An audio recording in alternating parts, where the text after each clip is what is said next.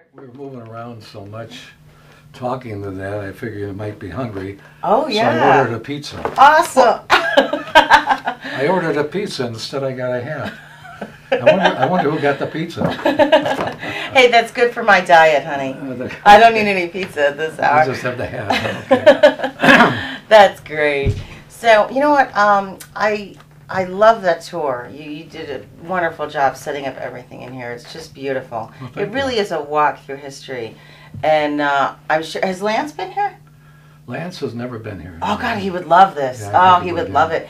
Yeah. We'll make a note to tell him that he's got to come visit you and check this out, because it's really lovely. He said he'd get here someday, but he's working pretty hard out there. Yeah, he is.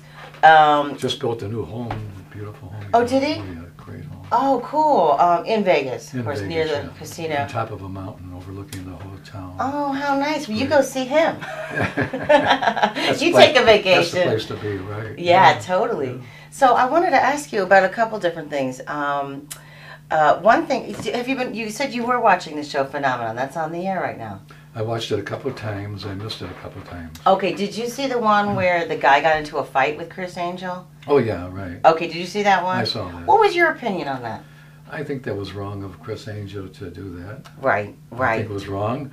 In fact, the guy should have said, I'll tell you what, you go outside first and pick a car up like you did on TV. And set it down, then I'll tell you what's on there. Right, exactly. Then that would have put him in his place right away. Yeah. But the guy should have came back with something like that. That would have been a really good answer. You're absolutely right. It would have settled it right there. There's no way he could have went outside and picked up a car like he did on TV.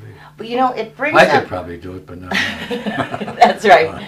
It brings up a very interesting question that I think magicians have had to deal with over time, in different centuries even, which is, and it was interesting too, because the guy who did the communication with the dead considers himself to be a Christian, and he felt that he was affirming Christian power or Christian magic or whatever, I'm not using the right word, by communicating with the dead. And Chris Angel, who I thought would be like, yeah, that's cool, whatever you can do, took the exact opposite. He took offense to it. He recently had a loved one pass over, and he was like, I am offended by your pretending to... and I was so shocked that a person who does illusions for a living would be down on something which is not an illusion. He's saying, I have a psychic connection. And Chris actually said, I take offense to anyone pretending that they have that gift.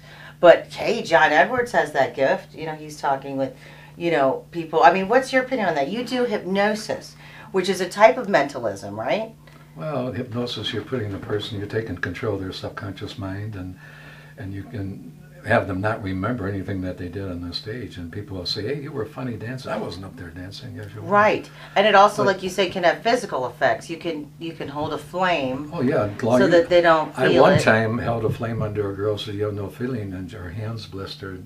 I was on a TV show with WGN years ago, and it was sad. I held it there too long. But fortunately, Fortunately, she went to the doctor the next day. In fact, her husband called me up and said she's in a lot of pain. I just put her on the phone. And I told her hand would not bother her the rest of the evening.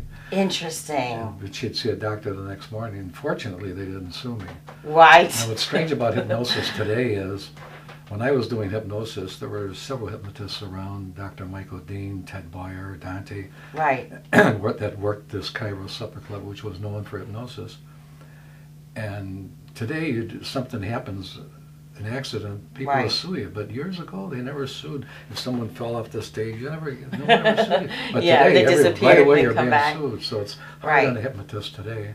Now, also, spiritualism had a real popularity in America. And I know that what Chris Angel is saying is that fake spiritualism, that is a sham, and that is a shame to take people who really want to communicate with passed on loved ones and make tables shake and make lights run off. Of course, that's terrible. It's up to the audience to either believe it or not believe it. Exactly. I believe it, I don't believe it, Right. So he doesn't believe it, and some people do, Do you think that magicians who only do tricks or illusions, who don't employ any of the other, I want to call them mental arts, like hypnotism, I think it's like a mental art. Not everyone can hypnotize someone else. Do you feel that magicians who just do tricks, just do illusions or use trick photography or whatever, You think that those magicians are taking away from the studies of what could be considered real magic? You know, people actually levitating, or people actually reading minds, or... I've never heard of anyone really levitating someone. Except for Jesus. Oh, Jesus, yes. They're walking on the water. And... Well, yeah, that's real magic. Right, yeah. But the guys that do some of the stuff like Chris Angel does, I think is wrong, but it's entertaining. Right. I had people come up to me and said, he lifted this car up just like that. Well, you know, right. There's a way of doing it. You could look under and see nothing, but there's a gimmick to it. Right. And everything else that he does, there's a gimmick to it. Yes. He's got people all the way around him, and the elephant disappears, and none of those people saw it disappear. Right. You know, that's...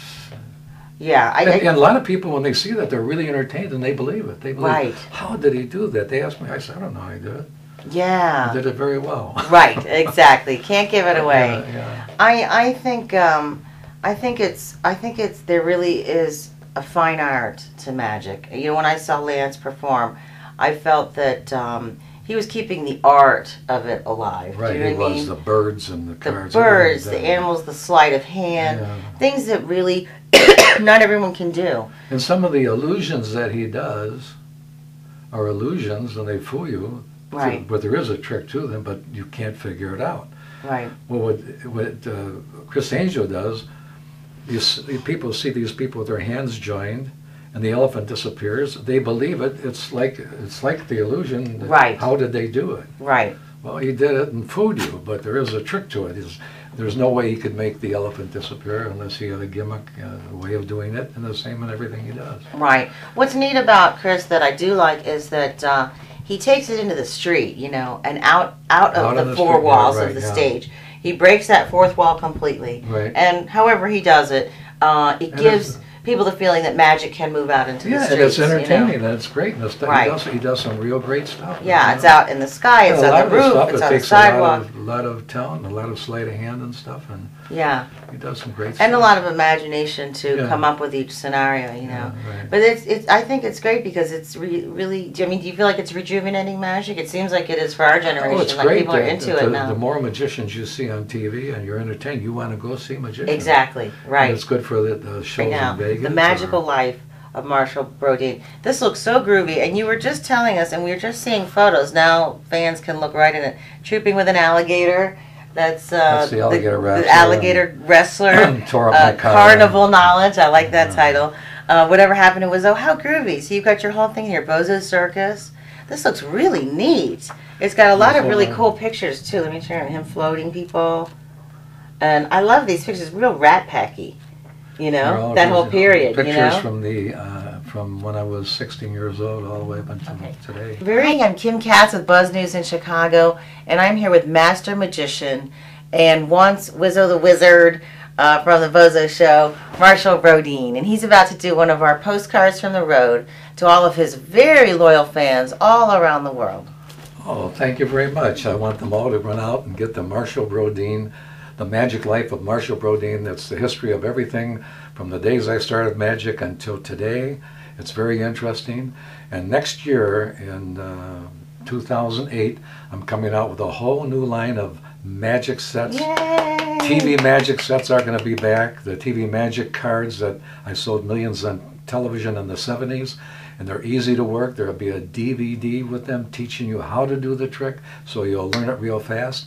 And thank you for having me on your show. Oh, thank you. And you can read the book too. Thank you. Isn't that nice? I from love Wizzo, it. doody doody doody doody doo. Doody doody doody doody doo. I love that. Yay! I want to go. Mwah. Get some lipstick on there. Oh, okay, thank you. Very, very fascinating stuff. Very, very interesting.